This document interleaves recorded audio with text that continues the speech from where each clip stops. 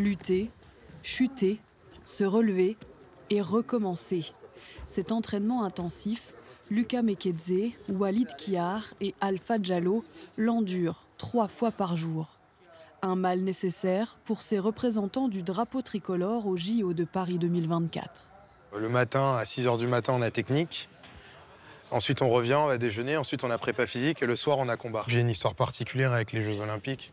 C'est-à-dire qu'en 2020, j'ai perdu ma sélection 2 mois avant. Et donc, du coup, je me suis remis en question. J'ai travaillé. Et puis, 4 ans plus tard, je suis là. Daniel Fernandez est l'entraîneur attitré d'Alpha Diallo. Depuis la déception des JO de Tokyo, ils tracent ensemble la route vers Paris 2024.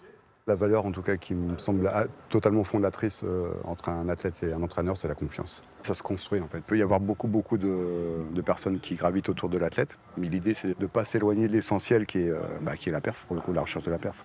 Pour atteindre ces objectifs, durant les entraînements de ce stage commando à La Réunion, la délégation française ne dispose pas d'un, mais de plusieurs entraîneurs.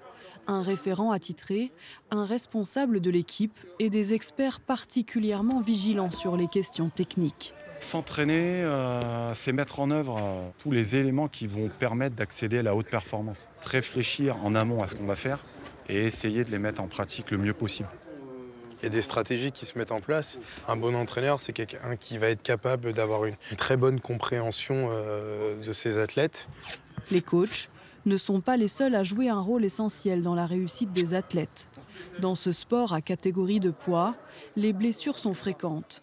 Diététiciens et kinésithérapeutes œuvrent dans l'ombre, mais toujours à proximité du tapis. On sait à quel point ils s'entraînent dur. On les voit souffrir, que ce soit sur le tapis ou en séance de préparation physique, en musculation, en cardio. On pense que le kiné, il vient juste pour masser et tout. Non, il a un vrai rôle psychologique et d'accompagnement. Et c'est un peu nos confidents. Comme le corps, l'esprit est au cœur des enjeux. Pour affûter le mental des athlètes, la venue d'un invité de prestige. L'icône du handball tricolore, Jackson Richardson, est chef de mission de la délégation française pour les Jeux de Paris 2024. Le double champion du monde prend le temps de partager avec la nouvelle génération ses valeurs et son rapport conflictuel à l'entraînement. Ma problématique quand j'étais athlète, il fallait toujours me forcer. Moi, je détestais m'entraîner. Mais par la force des choses, le coach avait compris comment je fonctionnais. Je ne regrette pas aujourd'hui justement de leur faire des sacrifices, d'aller chercher cette force mentale, cette force physique pour pouvoir performer. En 10 jours de stage dans le dojo dionysien, les 14 athlètes de l'équipe de France sont servis en modèles inspirants. Souvent on se retrouve ici, on ne sait pas trop quoi faire, alors que là, je colle à moi. Champion de France de judo en individuel et par équipe, mais aussi 5e au JO de Pékin chez les moins de 90 kilos.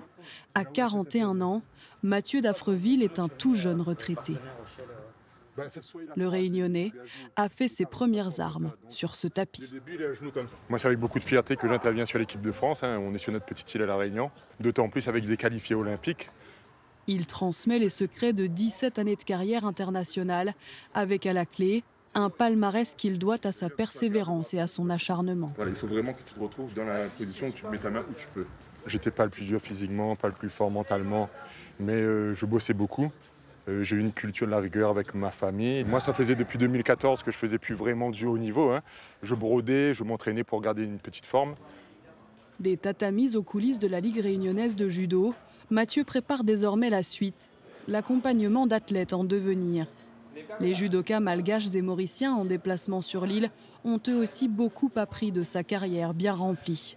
Sa dernière victoire date d'il y a seulement quelques mois, une médaille d'or décrochée à Madagascar lors des derniers Jeux des îles. On a toujours une petite voix folle qui nous dit « ouais, tu peux continuer, tu peux continuer ». Ça a été super dur au niveau de l'entraînement, la préparation, la reprise et tout, c'était horrible. Mais ouais, j'étais dedans plus fier qu'il y a 6 mois avant ces Jeux des îles-là. J'étais vraiment à un niveau...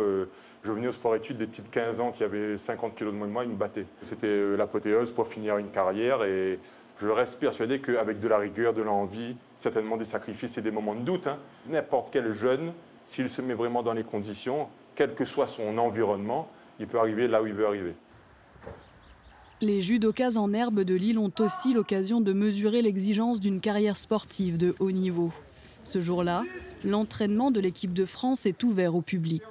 Une opportunité que ne voulait absolument pas rater Natacha Bénard. L'entraîneuse a emmené ses élèves de judo les plus motivés, des adolescents qui se confrontent déjà au niveau national pour certains. Leurs yeux sont rivés sur les 3 athlètes sélectionnés pour les Jeux Olympiques. Il y a Walid Kiar qui est en 66 qui est déjà sélectionné. Là. Après, il y a Mekedze Diallo. Et c'est lequel qui vous impressionne le plus? Diallo. Cette ancienne judoka du Pôle France enseigne depuis 2006. La coach en profite pour livrer à ses élèves ses stratégies de combat. Moi, j'aimais beaucoup le sol. J'ai gagné presque tous les combats au sol.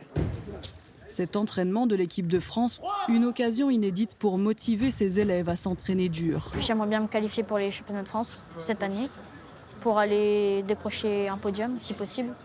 Parfois, elle me coach dans les compètes, une très bonne entraîneuse aussi. L'année dernière, j'ai fait championnat de France Espoir, où j'ai terminé vice-championne de France Espoir. Peut-être qu'après, dans leur tête, il y aura une graine qui se dira peut-être moi, pourquoi pas, je pourrais peut-être arriver en équipe de France. Pour réussir, il faut s'entraîner. S'entraîner jusqu'à toucher ses rêves du bout des doigts.